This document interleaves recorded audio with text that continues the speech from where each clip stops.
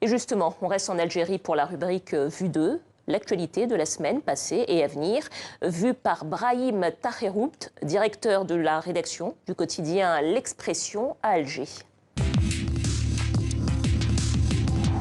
L'actualité qui a marqué cette semaine au plan politique, c'est incontestablement le dossier libyen. Nous partageons avec ce pays plus de 900 km de frontières. Ça a fait l'actualité parce que aussi, quand on a vu la réactivité au plan international, quand on a vu tous les membres du Conseil de sécurité, sans exception, se réunir la semaine passée à Berlin, on a compris que la situation est très grave. C'était une séance de rattrapage pour les membres du Conseil de sécurité, ceux-là même qui en 2011 ont cautionné, ont fait des bombardements sur la Libye, soi-disant pour empêcher qu'un massacre soit commis par les forces régulières du colonel Gaddafi.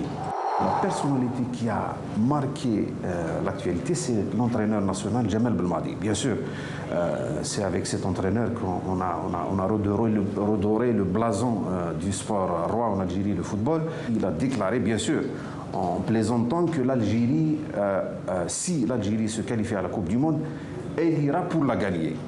C'est vrai qu'il a dit ça en plaisantant, mais moi j'ai trouvé la déclaration assez intéressante, dans le sens où elle tranche avec cet esprit défaitiste qui a toujours conditionné notre participation dans les compétitions de Coupe du Monde ou ailleurs, en disant que l'essentiel est de participer. L'actualité qui va marquer la semaine prochaine, c'est incontestablement aussi la déclaration du président français Emmanuel Macron, ou l'entretien qu'il a accordé hier au journal Le Figaro. Dans cet entretien, Macron est revenu sur la question de la mémoire entre l'Algérie et la France. Et en quelque sorte, il a remis le couteau dans la plaie.